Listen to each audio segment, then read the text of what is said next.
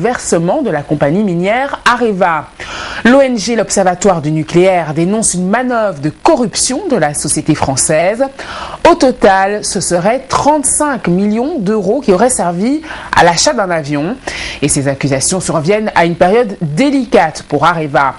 La compagnie exploitant actuellement le plus grand gisement d'uranium en Afrique renégocie en ce moment même son partenariat avec le gouvernement nigérien sur les conditions d'extraction d'uranium dans le pays. Pour en parler avec nous, Ali Idrissa, coordinateur du réseau des organisations pour la transparence et l'analyse budgétaire.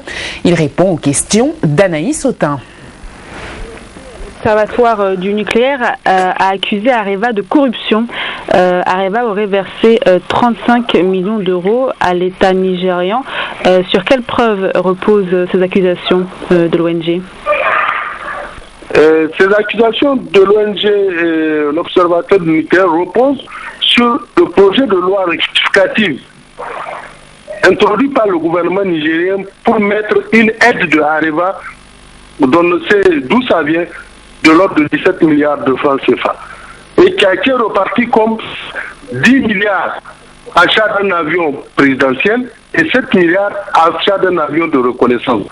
Donc vous voyez bien que dans le projet de loi rectificative, c'est carrément l'argent de Areva qui a été ventilé dans ces deux domaines. Est-ce qu'aujourd'hui le Niger a le luxe de s'acheter un avion présidentiel? Je dis non. Est-ce que le Niger a le luxe de se payer un avion de reconnaissance? Non. Un pays qui ne peut même pas faire face à l'autosuffisance alimentaire de son peuple. Et pour l'instant, quelles sont les mesures alors qui ont été prises à l'encontre d'Areva suite à cette accusation qui date de 2012 donc? Au Niger, nous ne sommes pas au courant qu'une enquête a été ouverte.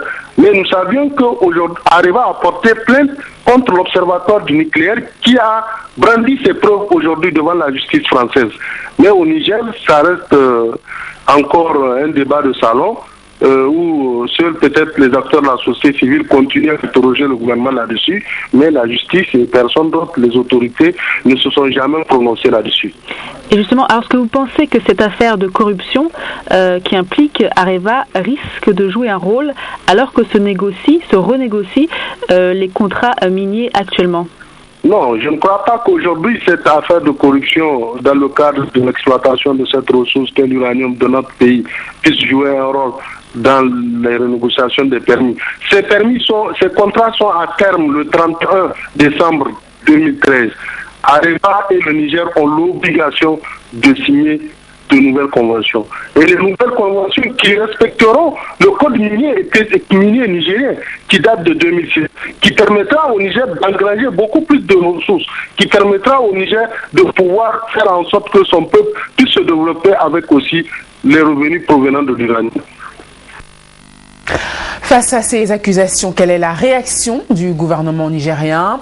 Marou Amadou, le porte-parole du gouvernement, s'exprime sur le sujet à la veille du procès d'Areva contre l'Observatoire du nucléaire au tribunal de grande instance de Paris. Ce sont des propos recueillis par Anaïs Autain. L'ONG L'Observatoire du nucléaire a accusé Areva de corruption après le versement de 35 millions d'euros au gouvernement nigérien. Quelle est la position du gouvernement face à ces accusations?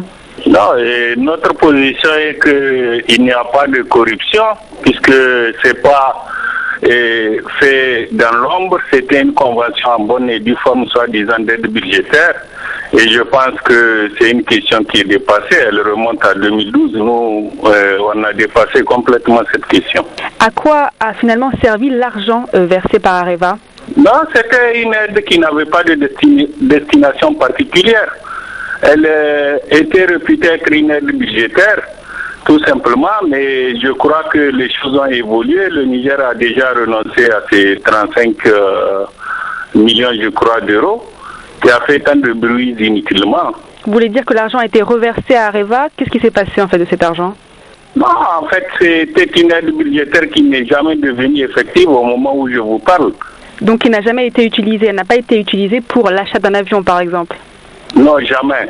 Jamais. Est-ce que vous pensez que cette affaire va jouer sur la renégociation des contrats miniers d'ici le 31 décembre, des contrats miniers qui sont actuellement en discussion donc avec le gouvernement nigérien? Nous sommes dans une posture de renégociation des contrats miniers et pour que les relations entre Areva et la République du Niger soient des relations gagnant-gagnant. Et ce n'est pas une histoire de 35 millions et qui ne sont d'ailleurs devenus jamais effectifs, qui pèseront sur ces négociations. Nous voulons avoir les meilleures relations avec Areva, mais c'est bien à condition que ces relations soient favorables entre toutes les parties.